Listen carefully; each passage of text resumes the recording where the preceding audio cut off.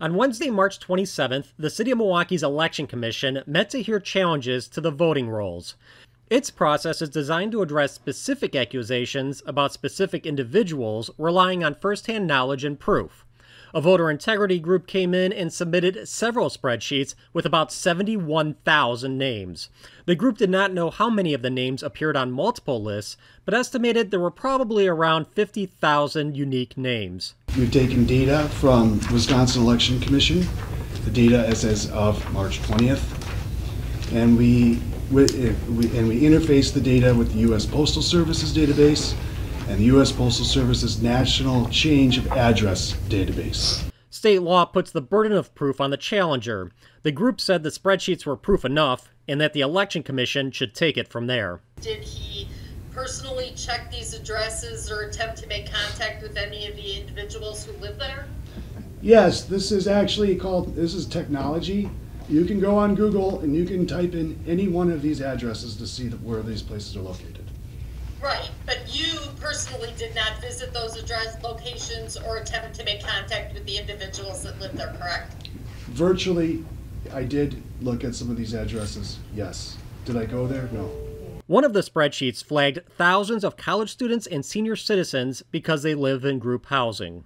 744 people who live at 1716 West Wisconsin Avenue, 1,003 people who live in the address of 1121 North Milwaukee Street, all live at the same address, 267 people who live at 1915 East Kenilworth Place. So these are dorms. Can I ask what the assertion is? Oh, I have more. But what is the assertion? If they're all listing that as their address, I have more. College students going to school out of state were also flagged. They're absolutely entitled to cast an absentee ballot while they're a student at the University of Alabama for 4 years. That's law. Understood, Catherine, and at the same time, there may be a large percentage that are still registered in Milwaukee living in a different state. So it's very much worth taking a look into. I'm sure there's a percentage of these that is the case, and I'm darn sure there's a percentage of these that are the opposite.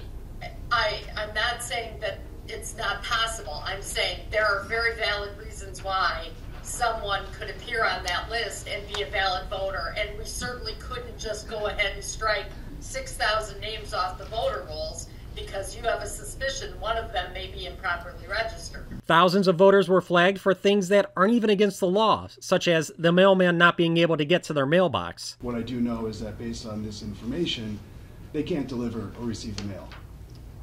Okay, but that's not a reason under state statute. Receiving mail is not listed as a qualification to vote.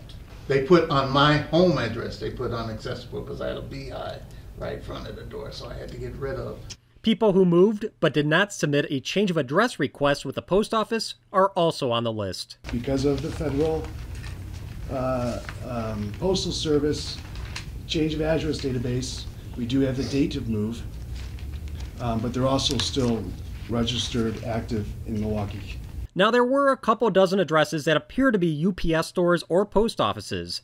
That's a legitimate reason to kick someone off the rolls, something the commission said it would pursue. Well, I don't think the challenge process that's set up under state statute for today is the appropriate forum to bring those challenges. We have always been responsive to data that's given to us. I've received data for the past 2 years from Peter Bernaker and has brought to my attention some of the post office addresses. However, the group expected a broader and more immediate response. This is tens of thousands of registrants in this city that are active on the registration rolls that are suspect. The commission was required to make its decision on the spot, and it was an easy one. It dismissed the 71,000 challenges the same way they were received, en masse. For the McIver Institute, I'm Bill Osmolsky.